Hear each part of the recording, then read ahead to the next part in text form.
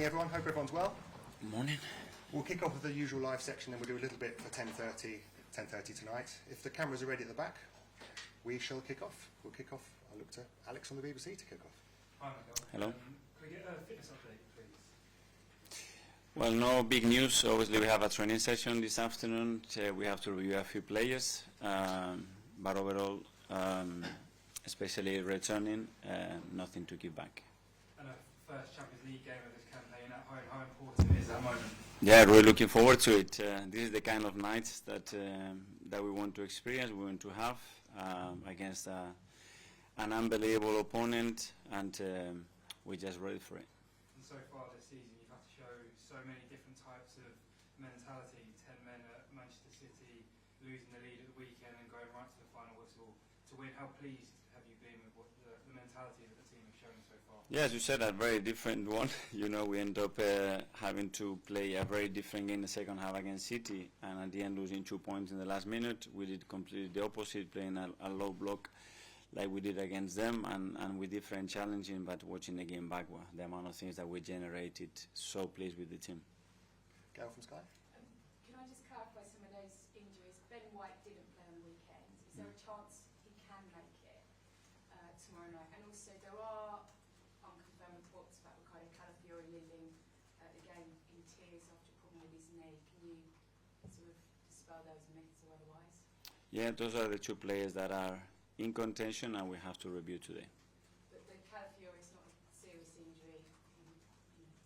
Well, no, we didn't do any training session yesterday. Obviously, it was a bit emotional after the game, and let's see how it is today. Okay, and for you, PSG was your first professional club. I wonder, you've spoken a little bit about what it did for you. How's it shaped you into the manager that you are, and the manager that will step out at the Emirates tomorrow night? Well, it was my first professional experience, as you said. It was an unbelievable time that I spent there. I loved every minute of it. I will always be grateful to the club, to Luis Fernandez, because he was the one that believed in me when I was 17, 18 years old, and I played professional football. And from there, yeah, it was a platform to share an experience in a club of that size, in a city that is probably the most beautiful one in Europe. An experience that stay forever, with teammates that helped me and shape, as you mentioned, who I wanted to be as a player, and then as well, I think, igniting something in me to become a manager in the future. And there were some very important individuals in that part of my career. Yeah, talk to. Hi, how are you? Hi.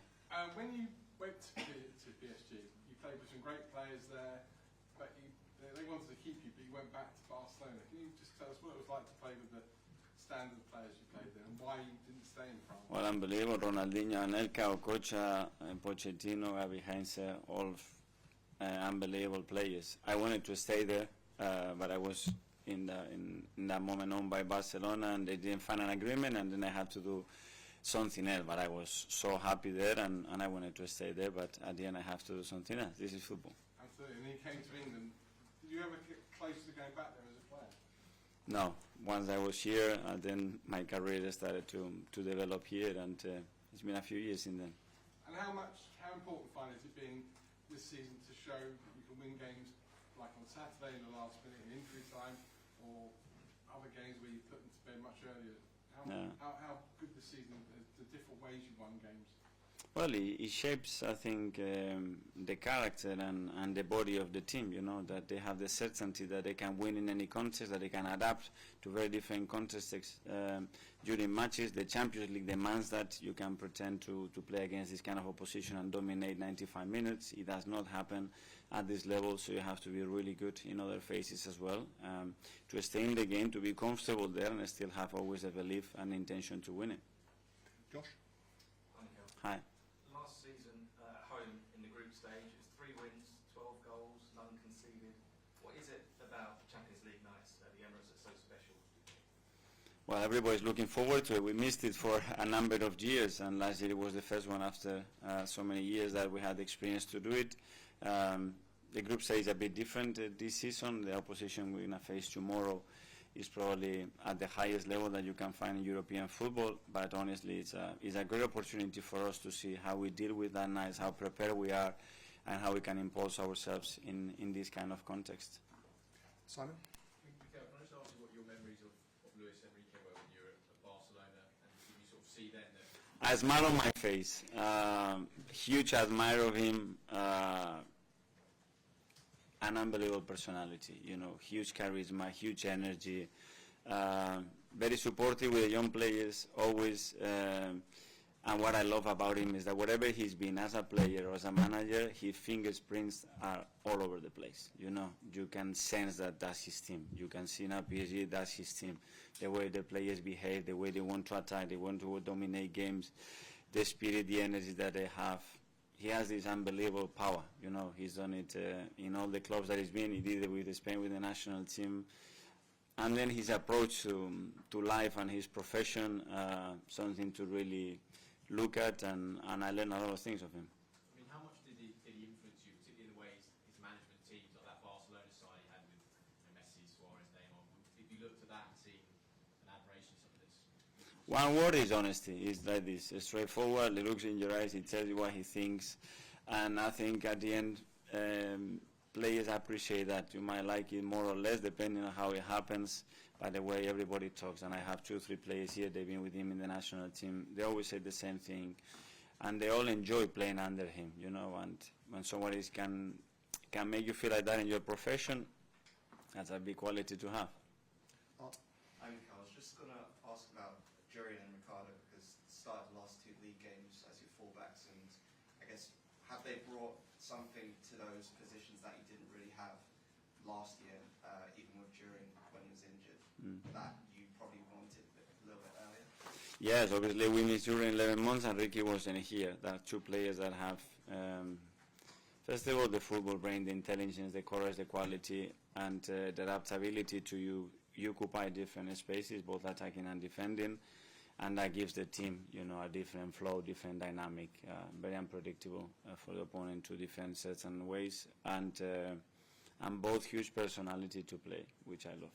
On that unpredictability, is it the fact that all your fullback options have their own little qualities that are different to each other that makes it so good for you as a coach to pick and choose when you use one or the other? Yes, they have to have one in common, that they have to love defending first, because they are defenders, and after that every quality that we add is great. But as well, playing fullbacks, natural foot, especially when we play inverted attacking midfielders and wingers many times, for the flow of those units is incredibly important, and you could see that the weekend as well.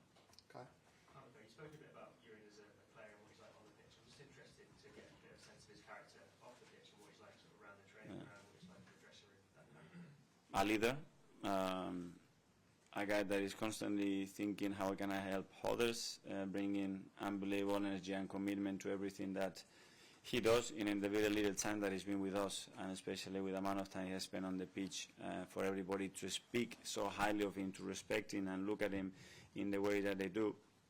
It tells you the story of the kind of personality we have in that team. And obviously when he was out last year, you worked really hard to keep him close to the team. Can you just talk me through that process of keeping him near and keeping him involved, and why you felt that was so important for him? Well, just getting in his shoes, you know. He comes from Ajax, he was the captain there, big move, different country. He comes here with his expectations, he starts really well, and he gets injured on the first game.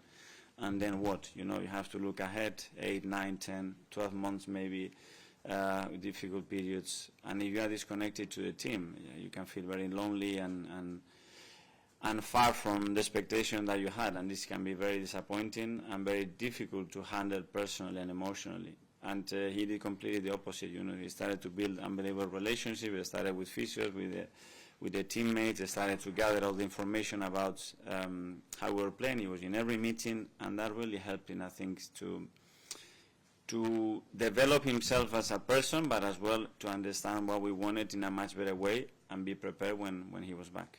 Phil? Hi. How highly do you rate PSG, and what sort of message do you think it would send out tomorrow night if Arsenal can beat them at the Emirates? Are really tough, you know. They are exceptional, an exceptional team. They dominate every phase of play, a team that it's very clear in intention how they want to dominate the ball, the game through the ball, and when they don't have it, they want it straight back. They are really aggressive with it. and they confront you. That's Luis, you know. Everywhere he plays against any opponent in any context, that's the way they do it, and that's the biggest strength that they have. Okay, we've got a couple more in English and we've got a couple in Spanish and then French at the back, so we'll go on. How much tomorrow game is very important? Arsenal is 1 point, PSG is 3 points. If Arsenal win, we are going to play another 2 games. How much tomorrow is very important for you and for the players?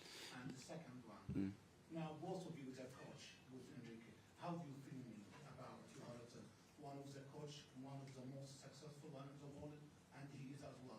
It is making a difference for tomorrow game.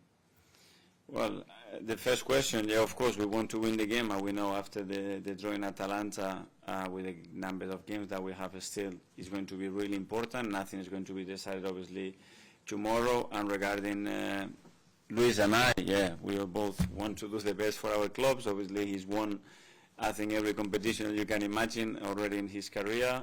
He has transformed now a club that has a very clear identity under him.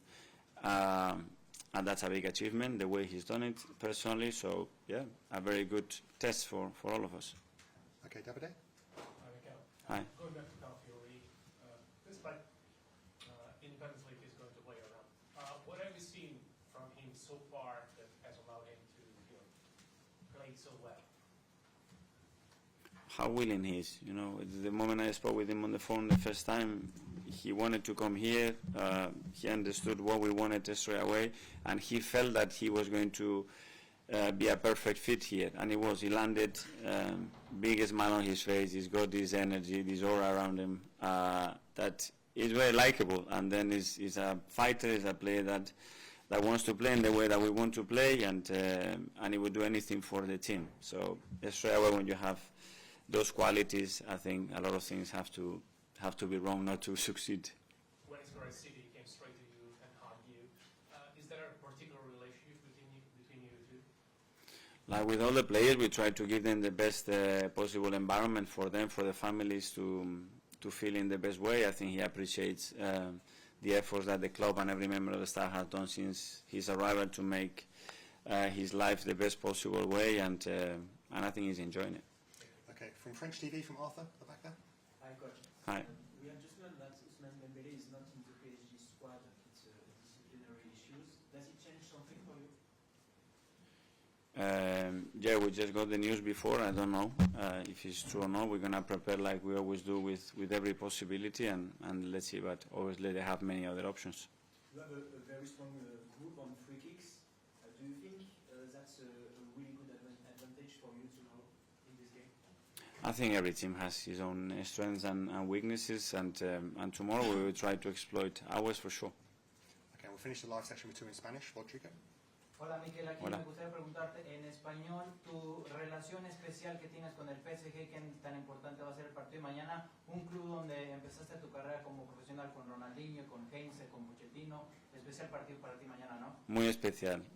Primero por lo que siento por ese club, por el agradecimiento eterno que me dio la oportunidad de jugar por primera vez a nivel profesional, y lo que disfruté de la experiencia, del club, de la ciudad, de los compañeros, del entrenador que tuve, y volver a enfrentarme a ellos es obviamente para mí algo muy especial. Y Luis Enrique, también otro entrenador español muy exitoso, especial partido de enfrentar a él mañana. Muy especial y un reto grande para mí, uno de los mejores entrenadores del mundo, y alguien al que admiro muchísimo y respeto muchísimo por la forma de ser y la forma en la que trabaja. Gracias. Thank you. In Spanish. Sí, aquí para TNT Sports Brasil. Quería te preguntar sobre Gabriel Magalhães, si puede ser una arma ofensiva importante, especialmente si tenemos un partido que está muy cerrado, y ser como no una sorpresa, pero un ataque también. Sí, la verdad que Gaby ha evolucionado de una manera. En la parte defensiva es un arma por la solidez que nos dé, y en ataque porque cada vez que pisa el área se siente el peligro y la amenaza y la confianza que tiene el equipo en él. ¿Y qué te parece el otro Gabriel Jesús? ¿Podemos volver titular o cómo está evolucionando en esta temporada? También bien, empezó muy bien la pretemporada, tuvo una lesión que lo apartó y le paró un poco el ritmo, y ahora ha vuelto, ha jugado 2 partidos de titular ya con Atalanta y Bolton, ya ha entrado en otros 2-3 partidos, y eso, que coja su máximo nivel y será un jugador muy importante para nosotros. Okay, guys.